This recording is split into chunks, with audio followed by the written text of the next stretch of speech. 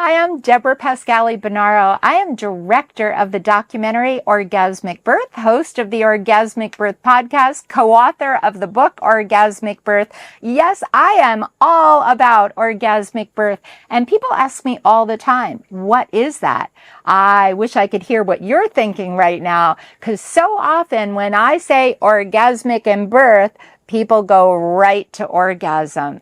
And yes, that happens. And I think we need to talk about it because we're seeing more and more people that have what we now call a birthgasm.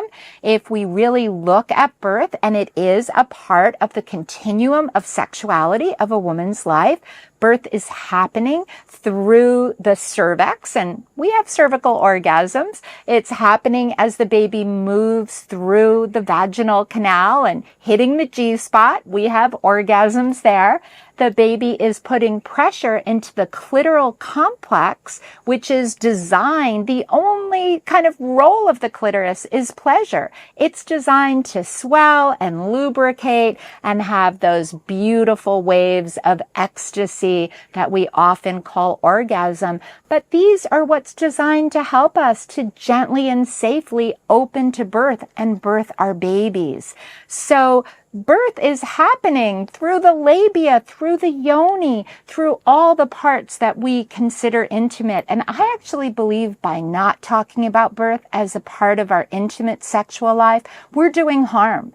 We're doing harm to people that are survivors of sexual abuse and get re-traumatized in birth. Another time they're not honored. They might not have a say. Someone may be over them. So pregnancy, if we talk about the sexuality, is a time that survivors can be honored, they can bring healing, they can lead with the environment that they need.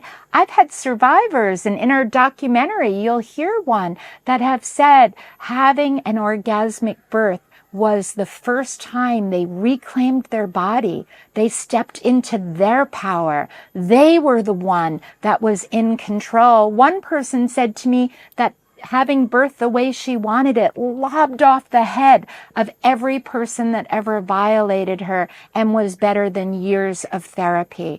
So when we don't talk about these intimate things, we're harming people who are re-traumatized, who don't have the opportunity for healing. And for those that aren't suffering from past trauma, to be able to birth in your fullness, to open to the ecstasy of your own body, to feel your baby moving through you. So if it brings you to orgasm, celebrate it. But I do want to say, I don't want orgasm in birth to be a performance standard. We have enough performance standard as women that I don't want anyone to say on their birth plan, I need an orgasm or I failed. So orgasmic birth definition from me is broad enough to honor the people that have birthgasms. They happen to a lot more people than you'll think. People tell me they didn't even tell their partner, their husband, their sister, their best friend, and they certainly didn't tap their midwife or doctor on the shoulder and say, guess what happened?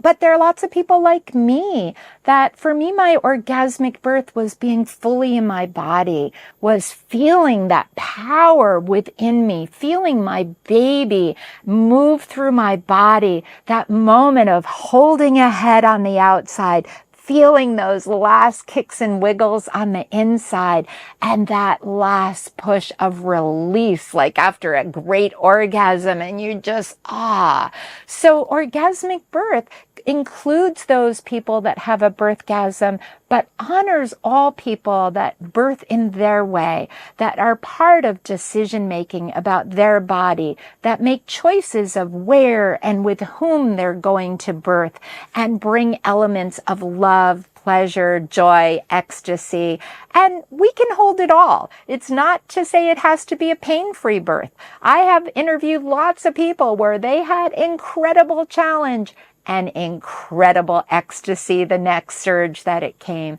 So orgasmic birth is to re-language, to really talk about what birth was meant to be, and to take the shame away from women's bodies, the shame away from celebrating our sexuality and connecting sexuality and birth as one whole. And this is a challenge, not only for women to be able to really look and embody that, but it's a challenge to doctors, nurses, and midwives, because if you see birth as sexual, how do you do all the things you do to women in labor?